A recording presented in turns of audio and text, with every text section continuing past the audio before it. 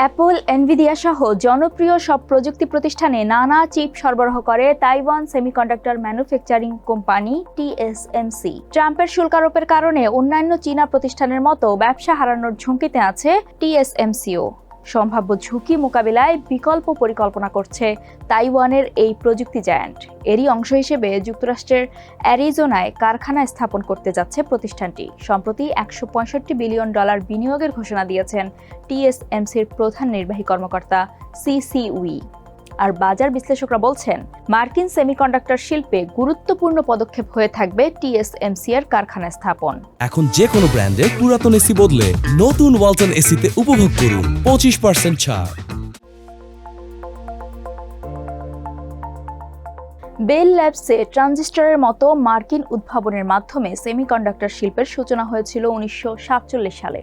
1959 সালে যা গতি পায় উন্নত ইন্টিগ্রেটেড সার্কিট উদ্ভাবনের মাধ্যমে। পরবর্তীতে স্বল্প খরচ উৎপাদনের লক্ষ্যে 1980 সাল থেকে যুক্তরাষ্ট্র ছাড়তে শুরু করে সেমিকন্ডাক্টর খাত সংশ্লিষ্টরা।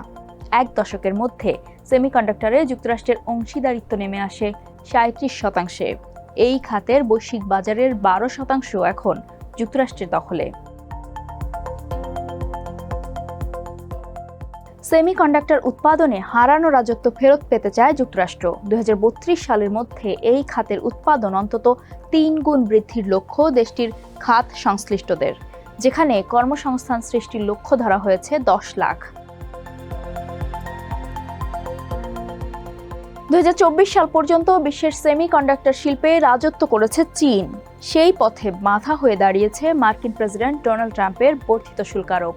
তার শুল্ক পরিকল্পনার কারণে ব্যবসা হারানোর শঙ্কায় পড়ে চীনের সেমিকন্ডাক্টর শিল্প সংশ্লিষ্ট প্রতিষ্ঠানগুলো। আর ব্যবসা ধরে রাখতে যুক্তরাষ্ট্রে কারখানা স্থাপন প্রক্রিয়া শুরু করেছে TSMCর মতো নানা প্রতিষ্ঠান। 2025 সাল শেষে সেমিকন্ডাক্টরের বৈশ্বিক বাজার $640 বিলিয়ন ছাড়িয়ে যেতে পারে বলে ধারণা করা হচ্ছে। এর মধ্যে অন্তত $150 বিলিয়ন বাজার হতে পারে AI চিপের, যার চাহিদা প্রতি বছরই অন্তত 35% করে বাড়ছে।